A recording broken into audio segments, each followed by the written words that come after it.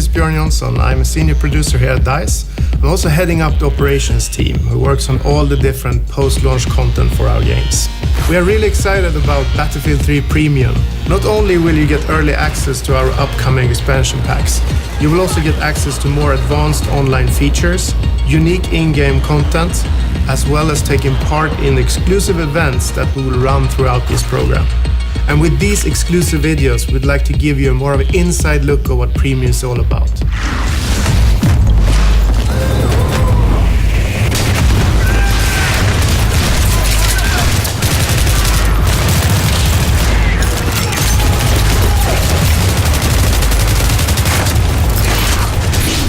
I'm Niklas Vigdeus. I'm the lead designer for the DICE operations team, and I'm currently in charge of designing the X-Packs for Battlefield 3. I started at DICE in 2004 as an animator doing weapon animations for BF2, and since then I've moved on to design. The idea behind Close Quarters is to capitalize on what the Battlefield universe is. In 1 second you can be an infantryman running through a house, and in the next second you can be a pilot soaring through the skies in a jet fighter. So it has all these very exciting elements, and what we want to do with Close Quarters is to really capitalize on the infantry-focused, tight combat environment. Now with maps that really cater to it. In order to enhance that, we've also introduced what we call HD destruction, which basically means that you can use only your rifle. I mean, normally you would have to use like tank shells and bazookas in order to bring down, these big stone walls. But now it's like plaster, wooden panels, furniture. So you will be like a destruction machine, even only with your carbine machine. It makes everything very vivid and very kind of in your face.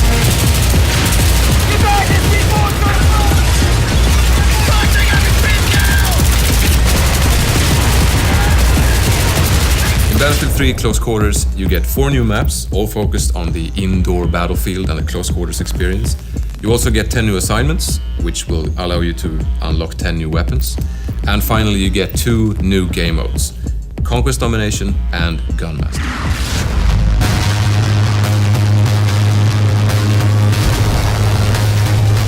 Conquest Domination is the Close Quarters take on Conquest. You basically have less amount of flags with much quicker cap time. So flags tend to change owners very quickly, but also you have no safe spawns, you don't have any home bases. So it's really important that you keep control of these key areas.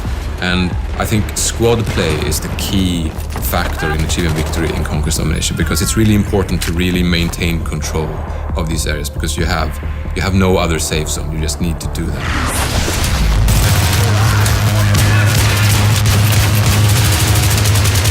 And then we have Gunmaster, which is a really action-packed jump in and play mode, which is actually a race, where you start out with a pistol. And then as you get kills with that pistol, you advance to the next tier of weapons.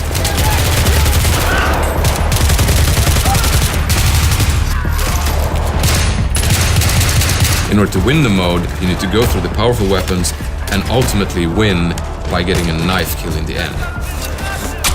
If you do that before everyone else, you win the race, you win the mode, and it's all smiling faces.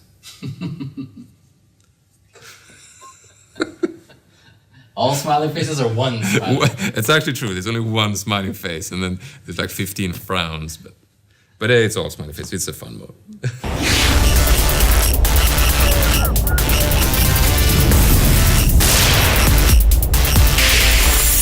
Zebra Tower is our smallest and most action-packed map. It's essentially a skybar on top of a skyscraper.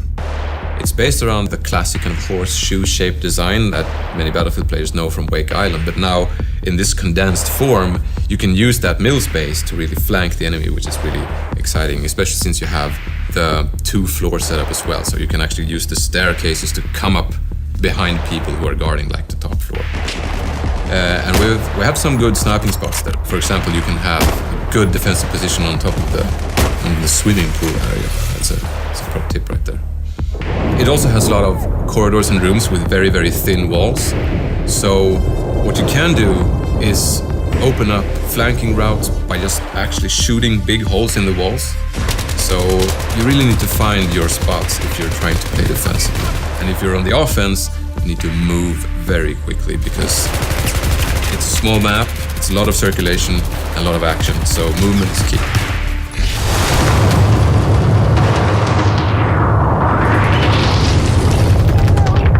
Dania Fortress is the most varied map. It's built upon this old fort based on a hilltop, so it has this really old stone, catacombish fundamental base. And then they have tried to build this nice, posh, luxurious palace on top of it with lots of art and, nice furniture and things. And now, war has come, so it's partly destroyed, and you have all these big holes and openings that allow for, flanking and going between floors and so on. Gameplay-wise, it has lots of stairs that lead to either flag positions or to the other floor, of course, and also to certain sniping spots that you can have overview of courtyard or big corridors.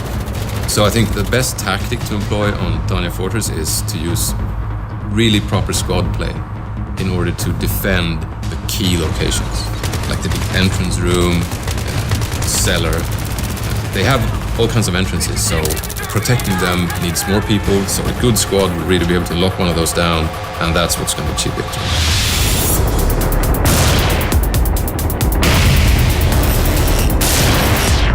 Operation 9 to 5 is our biggest and most destructible map, I would say.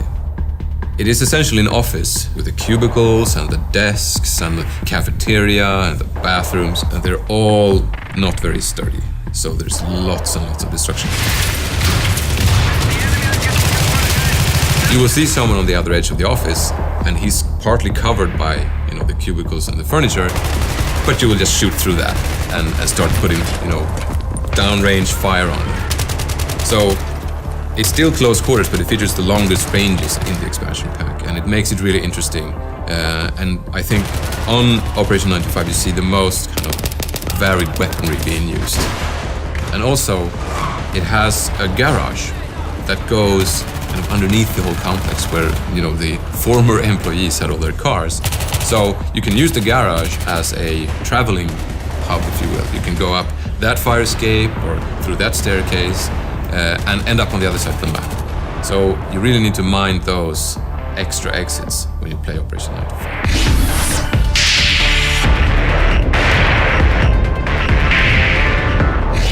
Scrap Metal is the most vertical map. It is an old factory. Parts of it actually so old that it's not being used anymore. It has a kind of a two-fort design where you have one big area, which is actually like a worn-down part of the factory, and then you have the still kind of functional area on the other side. And the thing is, those two sides are connected only through pretty narrow passages. So keeping those under control is really, really key.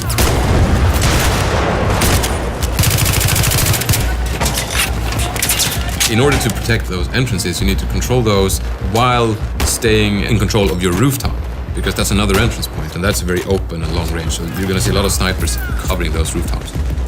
And also, since it's an old factory, it's made out of mostly concrete and metal, so you won't have the same abilities to tear down walls and create flanking routes. So positioning, I think, is the absolute key to winning on Scrap Metal.